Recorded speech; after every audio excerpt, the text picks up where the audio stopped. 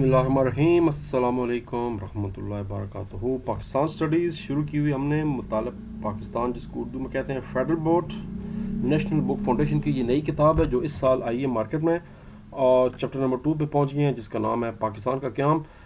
चूँकि ये नई किताब है, इसमें अभी कुछ चीज़ें मिस हैं या जानबूझकर मिस कर दी गई हैं किसी वजह से। जैसे इस चैप्टर में MCQs नहीं हैं, सिर्फ शॉर्ट क्वेश्चन है, मगर टेक्निकली देखा जाए तो सबसे ज़्यादा MCQs इसी चैप्टर से बनते हैं। हर टॉपिक में MCQ बनता है।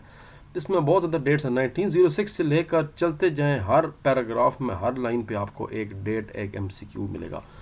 तो फिर MCQ बहुत ज़रूरी है। हो सकता है जो कुछ अरसे के बाद नया वर्जन इस बुक का है उसमें MCQ शामिल हो जाएँ। बहरहाल हमने अपनी तरफ से काम पूरा कर दिया है। मैंने फ़िलहाल 20 MCQs बनाए हैं इस चैप्टर से, वो आप तैयार कर लें। उसके बाद अगर किताब में MCQ आ गए तो वो भी मैं अलग वीडियो बना के आपको करा दूंगा। अगर ना भी आए तो जो किताब के अंदर जितने भी, जब आप इसके शॉर्ट और लॉन्ग क्वेश्चन याद करेंगे तो MCQs जितने भी बनते हैं आप ऑटोमेटिकली इसके तैयार करना शुरू कर देंगे। तो पहले MCQs के कर लेते हैं। 23 मार्च 1940 को जो करारदाद लाहौर हुई उसका खुतबा सदारत किसने दिया? याद रखें, खुतबा सदारत कायद आज़म मोहम्मद अली जुन्ना ने दिया था। मिसाक लखनऊ की तारीख 1916, जिसको लखनऊ पैक्ट कहते हैं। मैंने इंग्लिश में भी लिखे हुए, इंग्लिश वाले बच्चों के लिए उनको बाद में वीडियोस बनाऊंगा। करारदाद लाहौर किसने पेश की? मौलवी A.K. फजल हक ने। इनका पूरा नाम था अब्दुल कासिम फजल हक, जो बंगाल के वज़ीर आला थे। कायद आज़म ने 14 नकात पेश किए 1929 में। अब यहाँ पर नेहरू रिपोर्ट का सवाल भी आ सकता है कि वो कब पेश हुई? 1928 में। कायद आज़म हैज़ जॉइंड मुस्लिम लीग, कायद आज़म ने मुस्लिम लीग में शामिल हुए 1913 में। फिर तकरीबन 1920 के लगभग उन्होंने कांग्रेस को मुकम्मल तौर पर छोड़ दिया। काबीना मिशन कितने बरतानवी वज़ीरों पर मुश्तमिल था? 3 वज़ीरों पर मुश्तमिल था।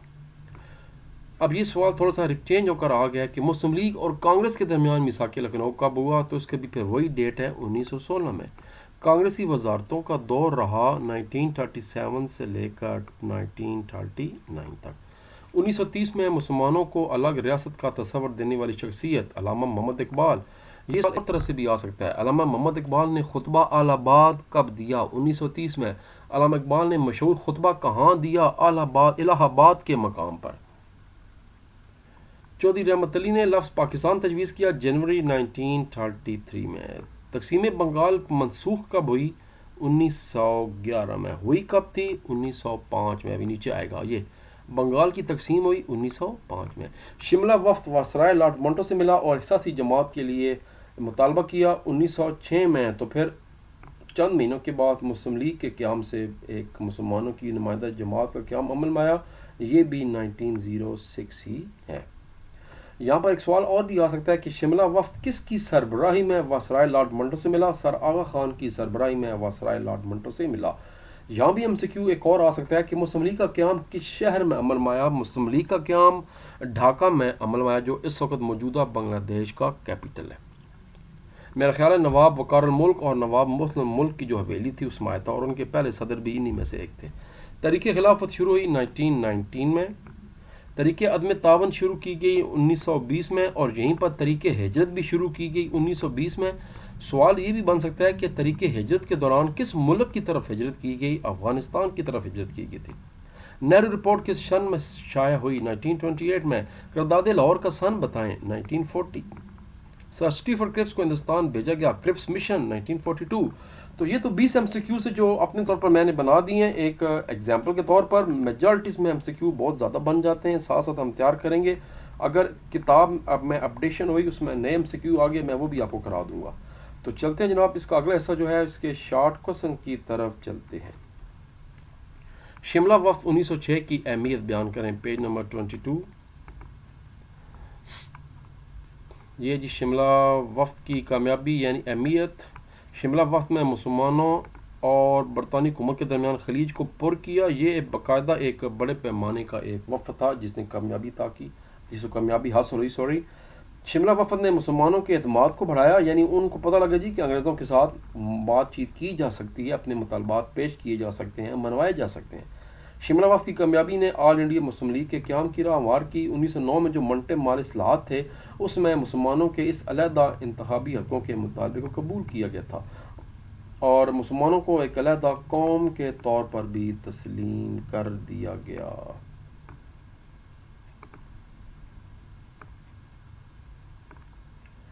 اگلا سوال، 1928 کی نہرو رپورٹ کا تجزیہ کریں، پیج 27۔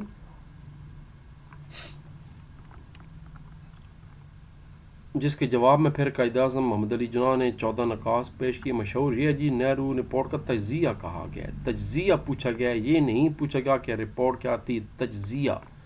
اس کتاب میں شاندار بات یہ کہ ہر ٹاپک کے بعد اس کا تجزیہ انالیسس کیا گیا ہے۔ مسلمانوں کے مطالبات جنہیں لکھنؤ معاہدے کے تحت تسلیم کیا گیا تھا، یعنی مسلمانوں کو جداگانہ انتخاب کا حق بھی دیا گیا تھا اور علیحدہ قوم تسلیم کی گیا، نہرو رپورٹ نے ان سب کو الٹ دیا، پانی پھیر دیا۔ مسلمانوں کے مفادات کو نقصان پہنچائے گا، جس کی وجہ سے مسلمانوں کو یقین ہوگا کہ کانگریس ان کے مفادات کو پورا نہیں کر سکتی۔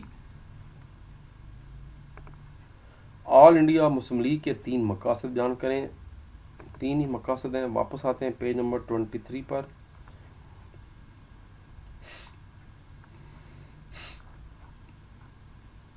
یہ جی آل انڈیا مسلم لیگ کے قیام کے مقاصد یا اہداف، یا اس کو انگلش میں آبجیکٹیوز کہتے ہیں، ایک ہی بات ہوتی ہے۔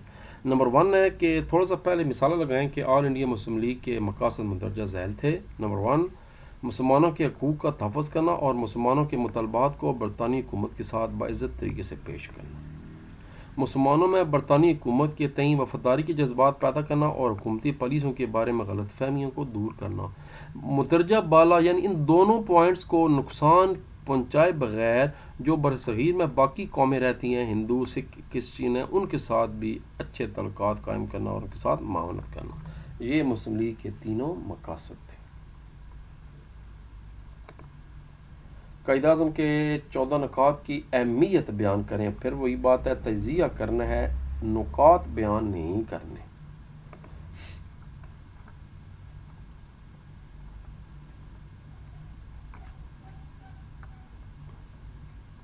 جی ہاں جی 14 نکات کی اہمیت۔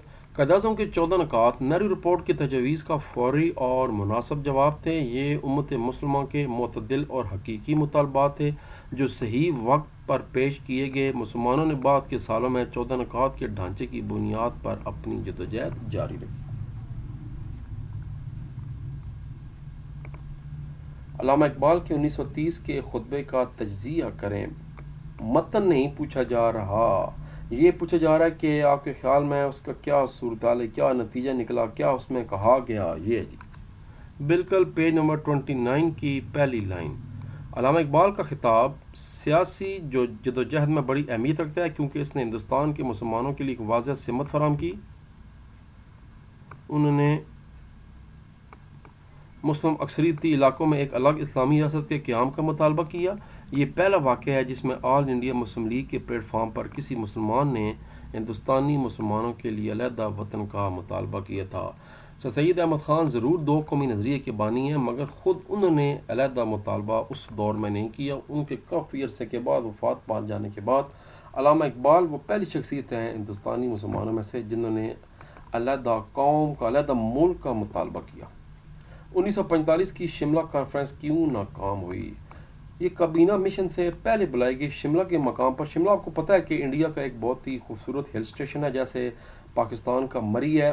جو یہاں پر گورے رہتے تھے وہ انہوں نے اپنے لیے یہاں پر مری بنایا تھا ہل سٹیشن، گرمیوں میں، سردی میں عموماً وہ جو ہے نا لاہور یا ادھر پنڈی آ جاتے تھے۔ اس طرح جو مین کیپٹل تھا دہلی، اس کے جو انگریز تھے وہ سردی میں تو دہلی میں رہتے تھے، مگر گرمی میں وہ شملہ چلے جاتے تھے، تو پھر وہاں پر عموماً سیاستدانوں سے ملاقاتیں ہوتی رہتی تھیں۔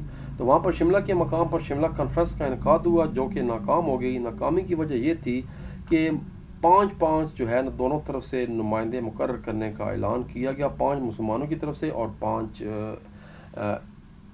باقی ہندوؤں کی طرف سے۔ مسلمانوں کی طرف سے قائد اعظم نے کہا جی کہ 5 کے 5 نمائندے ہم دیں گے کیونکہ ہم مسلمانوں کی نمائندگی کرتے ہیں، مگر سردار خضر ریاض جو کہ اس وقت یونینسٹ پارٹی کے سربراہ تھے ہمارے موجودہ پنجاب میں، انہوں نے کہا کہ نہیں، ایک سیٹ جو ہے وہ یونینسٹ پارٹی دے گی۔ کانگریس نے بھی ان کی حمایت کی۔ قائد اعظم نے اس تجویز سے اختلاف کیا اور آخرکار یہ جی قائد اعظم نے اصرار کیا کہ ایگزیکٹو کونسل کے 5 ارکان کا مسلم لیگ سے ہونا ضروری ہے۔ پنجاب کے وزیر اعلیٰ خضر ریاض نے مطالبہ کیا کہ کونسل میں مسلمانوں کے لیے مختص ایک نشست ان کی یونینسٹ پارٹی کو دی جائے۔ کانگریس نے بھی یونینسٹ پارٹی کے مطالبہ کی حمایت کی۔ قائد-اعظم نے تجویز کو مسترد کر دیا اور کہا کہ مسلم لیگ ہی مسلمانوں کی واحد نمائندہ جماعت ہے، اور حکومت سے یعنی برطانیہ سے مطالبہ کیا کہ تمام جماعتوں کے نمائندہ دعووں کا تعین کرنے کے لیے انتخاب کرائے جائیں۔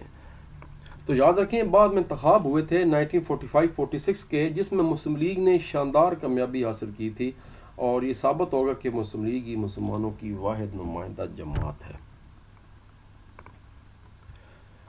1946 کے کیبنٹ مشن پلان کے دیے گئے فارمولے کیا تھے؟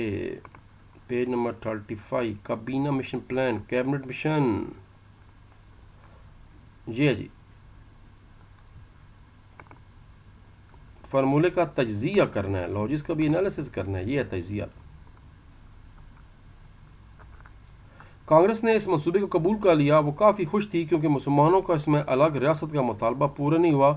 قائد-اعظم نے شاندار دھوپی پٹرا مارا اور انہوں نے بھی جناب اس منصوبے شکوں کو تسلیم کرنے کا فیصلہ کر لیا، کیونکہ اس منصوبے کے مطابق کم از کم یہ جو علاقے تھے موجودہ پاکستان کے پنجاب، سندھ اور شمالی سرحدی صوبہ جس کو آپ KPK کہتے ہیں، اور اس کے علاوہ جو مسلمانوں کا دوسرا علاقہ ہے بنگال اور آسام، یہاں کم از کم مسلمانوں کا اپنی حکومت بننے کا چانس تھا۔ کانگریس کو یہ حیرانگی ہوئی کہ قائد-اعظم صاحب نے کس طرح تسلیم کر لیا۔ انہوں نے کہا جی نہیں جی ہم نہیں مانتے، تو بس پھر کانفرنس جو ہے وہ وہاں پر ہی اصولاً انگریزوں کو یہ اب مطالبہ ماننا چاہیے تھا، کیونکہ کہا یہ کیا تھا اگر دونوں میں سے ایک پارٹی بھی مطالبے کو مانے گی تو اس کو یہ ایکسیپٹ ہو جائے گا اور یہ کام ہوگا۔ لیکن ہوا کیا، انگریز چونکہ ان کے حمایتی تھے ہندوؤں کے، انہوں نے کہا کہ جب قائد-اعظم نے مان لیا اور یہ کانگریس والے پیچھے ہٹ گئے، انہوں نے کہا جی نہیں اس میں تو جو ایک بڑی پارٹی ہے وہ تو پیچھے ہٹ گئی، اس لیے اس کا نہیں ہو سکتا۔ یہ تھا جناب شارٹ کوسچن، اور لانگ کوسچن وہی روٹین ہے کہ انشاءاللہ چونکہ لانگ کوسچن ہیں بھی زیادہ، اس میں ایک ایکسٹرا لانگ سوال بھی ہے، تو اس کو اگلی ویڈیو میں کرتے ہیں۔ تب تک ملاقات ہوتی ہے 15 منٹ کے بعد انشاءاللہ۔ اپنا خیال رکھیے، اللہ تبارک و تعالیٰ ہم سب کا حامی و ناصر ہو۔ پاکستان زندہ باد۔